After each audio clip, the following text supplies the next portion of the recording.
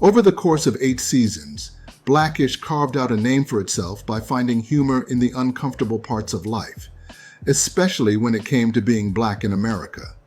The show tackled everything from colorism and police brutality to class privilege and political polarization.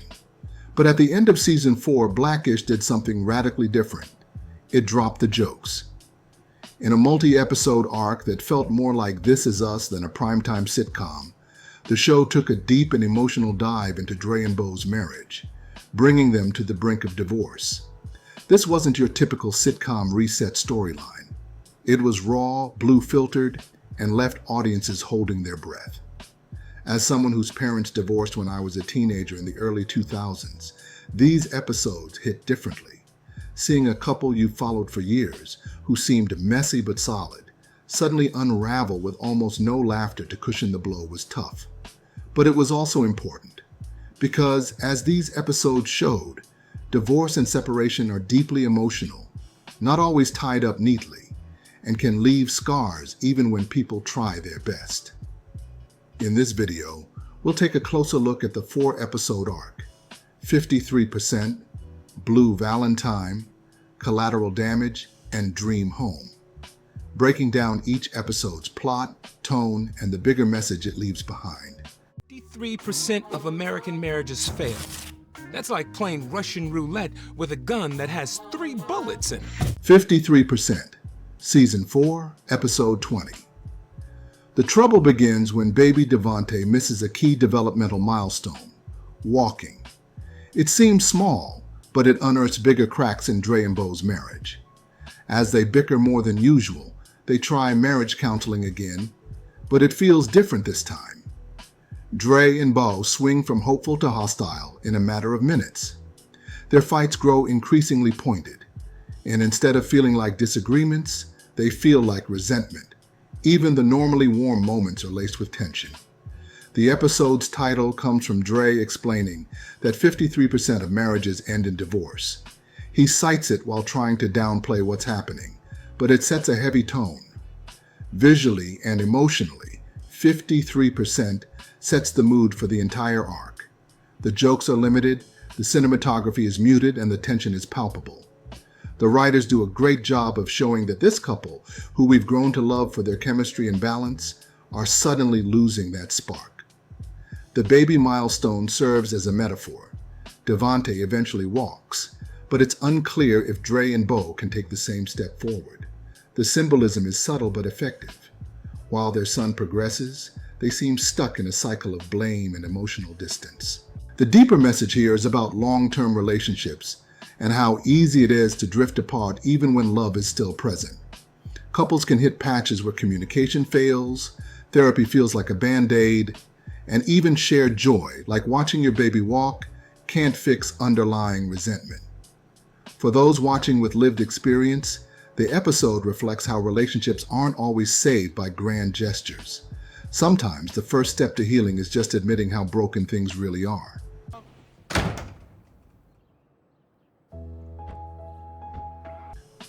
Blue Valentime, Season 4, Episode 21. This episode opens with an eerie tonal shift. The usual bright colors of the Johnson household are gone, replaced by a cold blue filter that mirrors the growing emotional chill between Dre and Bow. After the kids leave for school, their cheerful facade drops, and the silence between them is deafening. The cinematography is intentional and jarring. We watch as Dre and Bow fail to connect over even the smallest things. Kitchen renovations, chores, and flashbacks to happier times only highlight how much has changed. There's no explosive moment, just quiet, creeping sadness. Blue Valentime doubles down on the arc's emotional realism. The use of moody piano covers of songs like Where Is My Mind and Fix You might feel heavy-handed, but the performances keep it grounded. Dre and Bow try to reignite the flame, but every attempt feels forced. They're not fighting anymore, just coexisting with a growing void between them. Even when they attempt to reminisce about better days, it doesn't feel like nostalgia. It feels like mourning. This is a turning point where hope starts to feel like denial. What this episode communicates is the reality of emotional detachment. Sometimes marriages don't end with a bang. They dissolve quietly, like a balloon deflating over time. The writers challenge the audience to sit with discomfort, to acknowledge that love doesn't always conquer all.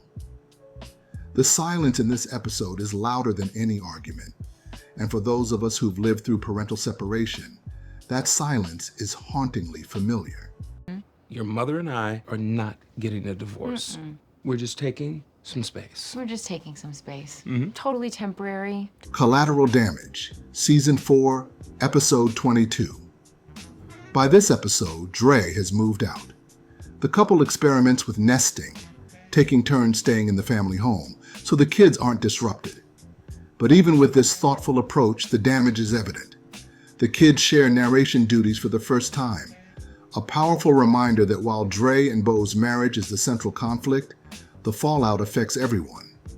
Diane becomes more withdrawn, Junior tries to play the adult, and even Jack's usual humor can't lighten the mood.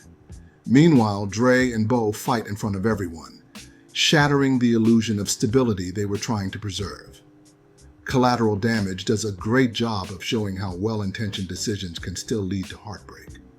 The nesting arrangement, meant to keep the children safe, ends up highlighting the instability of the situation. Dre and Bow go from tender moments to brutal arguments in a blink. When Dre finds out Bow returned to work without telling him, it sparks a vicious fight that ends with their children crying. Even Ruby and Pops, often comic relief, struggle to stay neutral. Everyone is hurting, and no one knows what to do. The episode's message is clear. Kids always feel the impact. Even the most mature divorce strategies can't shield children from emotional pain. When the people they depend on for stability are falling apart, it leaves an impression that lasts for life. For viewers like me, who experienced divorce firsthand, it's a painful but honest portrayal. The show doesn't pretend that love alone can protect families from falling apart. Sometimes the damage is already done, and it hits everyone. When your lives are as intertwined as ours, being separate isn't so easy. Dream Home, Season 4, Episode 23. The season finale begins with Dre moving into his dream home, a slick bachelor pad that's more fantasy than functional. It's sterile, full of sharp corners and empty space, unlike the home he just left. Bow, meanwhile, struggles with solo parenting. She worries about security, struggles with logistics, and quietly starts to realize how much her identity has been tied to being part of a couple. Both get pep talks, Dre from Pops and Bow from Ruby, that encourage them to explore who they are as individuals. And for a while, it seems like they might make the separation permanent.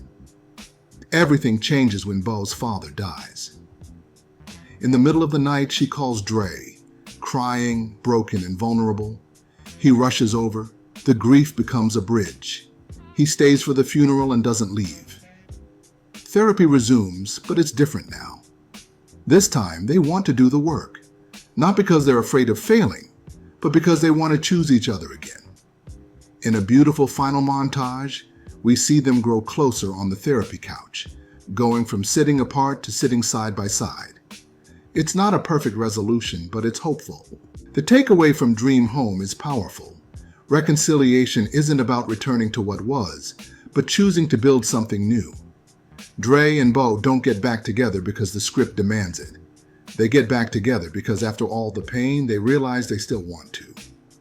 The message here is that healing takes work, patience, and honesty. It's not always a happy ending, but it can be a new beginning. And for those watching who've seen divorce unfold in real life, it's a reminder that sometimes the dream home isn't a house. It's a family willing to fight for each other. Watching this arc again brought back a lot of emotions I thought I had put away. My parents divorced when I was a teenager in the early 2000s. And I remember those silent nights with my younger brothers, the tension in the air and the confusion. Blackish didn't sugarcoat any of it. It showed how two people who love each other deeply can still lose their way. It showed how that pain trickles down to the kids. But it also showed how healing is possible, if not always neat, then at least honest.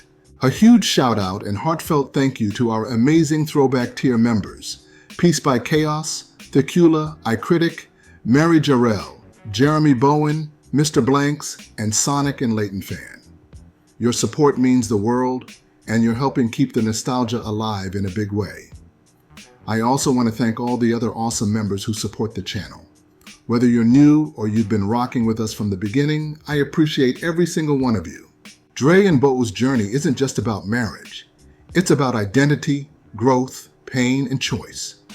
That blue filter eventually lifted, and in its place came warmth, understanding, and a renewed sense of commitment, not just between Dre and Bow, but between the show and its audience. This arc may have been difficult to watch, but it was also powerful, honest, and necessary. For me, it stirred up memories of my own family's struggles, but it also reminded me of how important healing and communication are.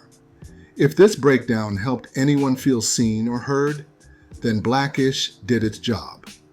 If you appreciated this deep dive into one of the most emotional story arcs in modern sitcom history, make sure to like, subscribe, and hit the bell for notifications so you don't miss future episodes of this series. And as always, thank you for keeping the nostalgia alive.